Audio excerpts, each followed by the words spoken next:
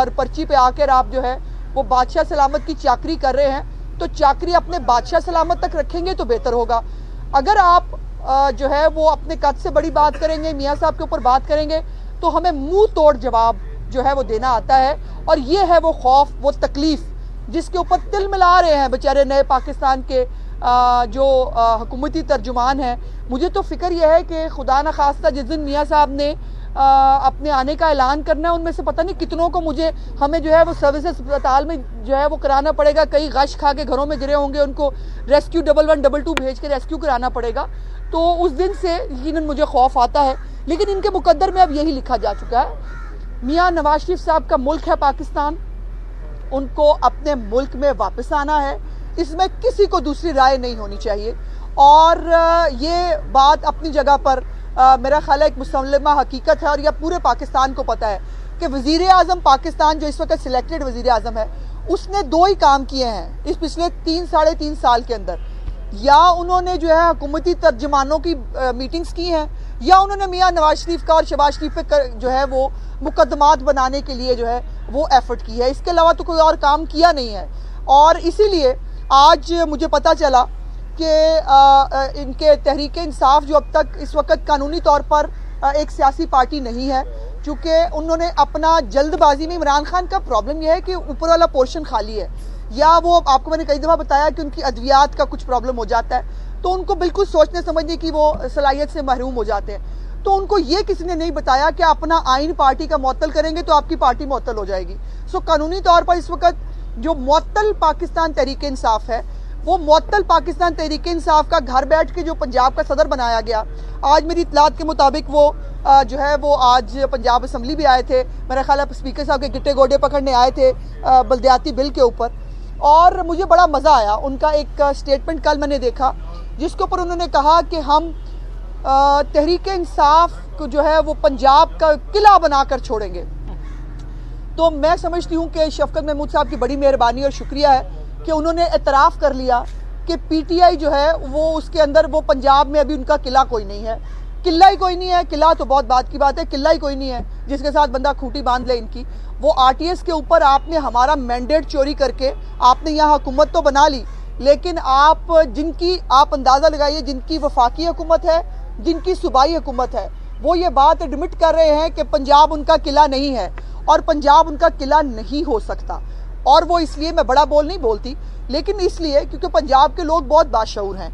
पंजाब के लोगों को जब आपने आटा चीनी की लाइनों में लगाया, जब आपने उनको 3 गुना ज़्यादा कीमतें की, और मैंने कल एक रिपोर्ट देखी जिसके मुताबिक इस वक्त पाकिस्तान में जो खाने पीने की अशिया है उसकी इस वक्त उसकी महंगाई 19% से ज़्यादा है। और उस 19% की महंगाई में पंजाब के लोग, और इस वक्त अब जो किसान ये बार बार कहते थे किसान कार्ड दिया है हमने, जैसे सेहत कार्ड का ड्रामा किया था, आपने 600% अद्वियात की कीमतें बढ़ाई, तमाम सरकारी अस्पतालों से टेस्ट और अद्वियात जो शहबाज शरीफ साहब दे रहे थे वो आपने ख़त्म कर दिया, और सेहत कार्ड जो मियाँ नवाज शरीफ साहब का प्रोजेक्ट था उसको आपने जो है दोबारा रीलॉन्च किया, और ड्रामा करते हैं हमने सेहत कार्ड दे के बड़ा कारनामा अंजाम दिया है। इसी तरह किसान कार्ड के ऊपर, और किसान कार्ड की आज हालत यह है कि ना किसानों को खाद मिल रही है, ना उनको पेस्टिसाइड्स मिल रहे हैं, ना उनको, और वो ट्रैक्टर की कीमत जो है वो कहाँ पहुँच गई है, कोई एक रिलीफ जो इस नए पाकिस्तान में किसानों को मिला हो।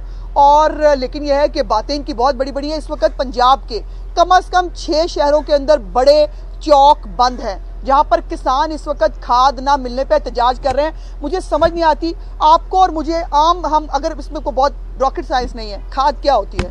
खाद वो चीज़ है जिसने जो किसानों के लिए एक सबसे लाजमी चीज़ है, जो खाद डालकर उन्होंने हमारे लिए, आपके लिए, हम सब के लिए सब्जियां उगानी हैं, उन्होंने फसलें उगानी हैं, और वो हम सब ने खानी है। जब उनको खाद नहीं मिल रही तो कहाँ की बम्पर क्रॉप होगी, कहाँ से महंगाई कम होगी, कैसे ग़िज़ाई ज़रूरियात पूरी होंगी? और पंजाब सिर्फ अपनी नहीं बाकी सूबों की भी ग़िज़ाई ज़रूरियात पूरी करता है। और जो ये पाकिस्तान मुअत्तल तहरीक इंसाफ है, इसके जो आप ज़रा अंदाज़ा लगाएं कि जो नए ओहदेदार हैं वो कौन हैं। खुसरू बख्तियार जो चीनी माफिया का सरबराह है, जिसने अरबों रुपए का टीका लगाया पाकिस्तान की कौम को, जो असद उमर साहब है जो चीनी और आटा स्कैनल के रूहे रवा हैं, जिन्होंने चीनी बाहर भिजवाकर खुद सब्सिडी दिलवाकर पाकिस्तान की कौम को अजियत में मुब्तला किया। उसके बाद कासिम सूरी साहब हैं जिन्होंने 52,000 जाली वोट डलवाया है। इसके बाद तो उनका वैसे सदर बनना बनता था। 52,000 जाली वोट पे स्टे पे बैठा हुआ एक शख्स जो है वो बलोचिस्तान का सदर है। उसके बाद केपी के अंदर जो परवेज खटक साहब हैं जो अपने घर की सीट हार जाते हैं और उनके ऊपर मालम जब्बा, उनके ऊपर बिलियन ट्री सुनामी, उनके ऊपर BRT, उनके ऊपर लंबी लाइनें हैं जो है वो मुकदमात की, वो इनके सदर हैं। तो इससे आप अंदाज़ा लगाइए कि ये जो मुअत्तल तहरीके इंसाफ है, इनके कारीगर कौन है, कौन बना रहे हैं नया पाकिस्तान और नई तहरीके इंसाफ जो बनाएंगे। तमाम चोर डाकू और माफियाज जो है जिनका सरबराह इमरान खान है वो बैठकर नया पाकिस्तान भी बना रहे हैं और नई तहरीके इंसाफ भी बनाएंगे। इससे आप अंदाज़ा लगा लीजिए कि इनके पास कोई एक साफ शफाफ जो है वो शख्सियत मौजूद नहीं है कि जो चारों सूबों के अंदर जो है वो इनकी पार्टी को, इनकी तंजीमें ना कर सके। और ये अजीब बात है, एक तरफ कहते हैं कि तहरीके इंसाफ में इमरान खान के अलावा किसी की कोई अहमियत नहीं, सिर्फ बल्ले का निशान होता है। और अब जब बल्ले के निशान पे जो है वो मार पड़ी तो अब अचानक से जो है वो बल्ले का निशान जो है वो हमने गलत उम्मीदवार दे दिए थे। इसलिए आपने उम्मीदवार गलत नहीं दिए, वाकई 2018 में आपकी सिलेक्शन गलत हुई थी, उसका हम नतीजा भुगत रहे हैं। इंतखाबात में इमरान खान साहब ने नाकामी पार्टी की तंजीम पर डाल दी है। क्या आप नहीं समझती कि सूबाई काबीना और वफाकी काबीना असल जिम्मेदार है? क्या समझती हैं आप? नहीं, कोई और जिम्मेदार नहीं है, सिर्फ इमरान खान और उसकी कारकर्दगी जिम्मेदार है।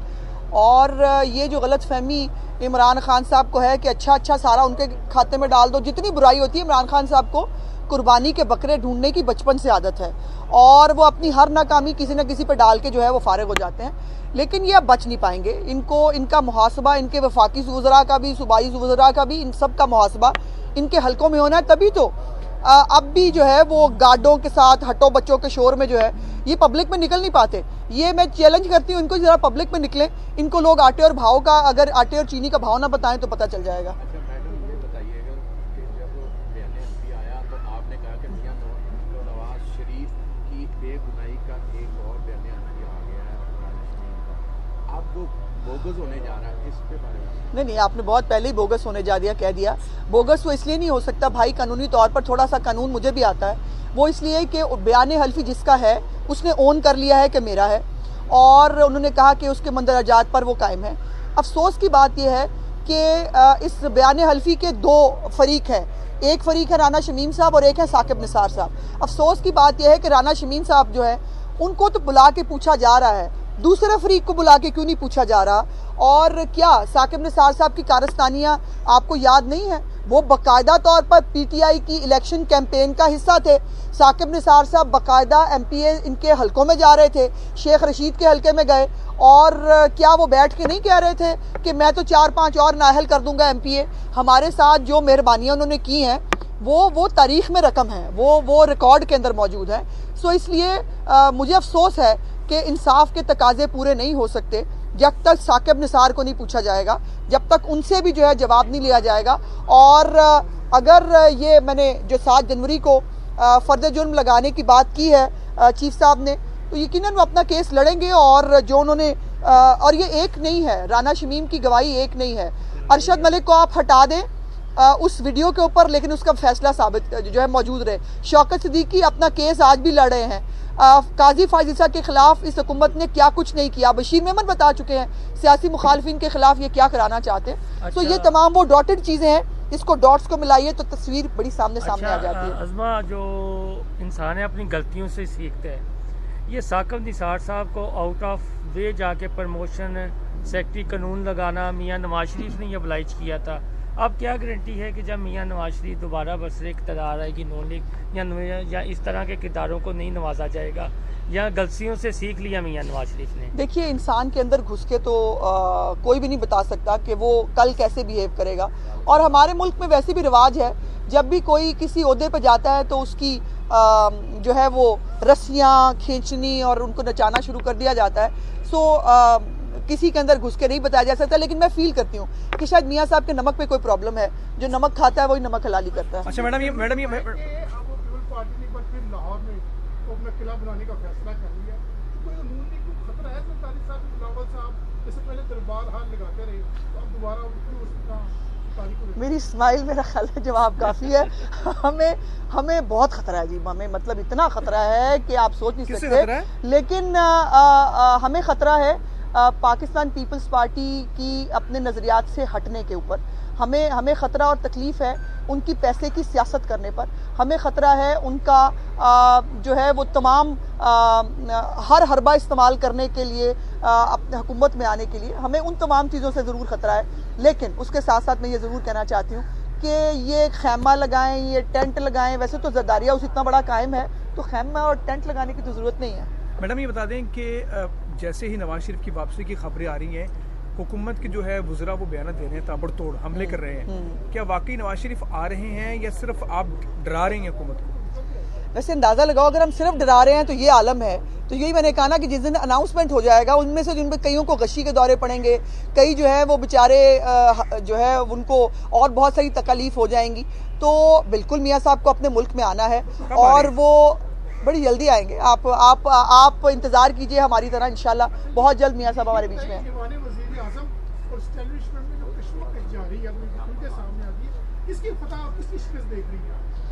मुझे नहीं पता, कल एक मीटिंग हुई थी उसमें सुना है बहुत अहम शख्सियात की ना तस्वीरें आई हैं या नाम आए हैं, तो वो जाने, उनका काम जाने, हमारा इससे क्या लेना देना।